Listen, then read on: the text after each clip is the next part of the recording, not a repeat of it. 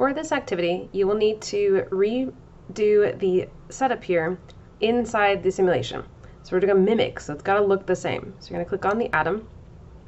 You're going to try to drag in the electrons to answer the question. But first, we need to set up the 5 protons. So drag in 1, 2, 3, 4, and 5. Then they're going to be the 6 neutrons. Drag them in.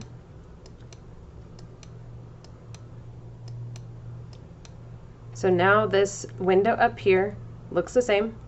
Now we have to add the electrons until we have the question answered.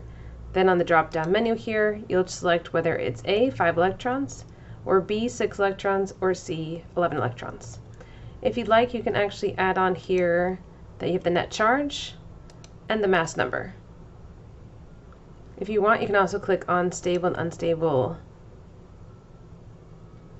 And then there's also, you can have the clouds or the orbits, whichever is best for you. Hope this helps.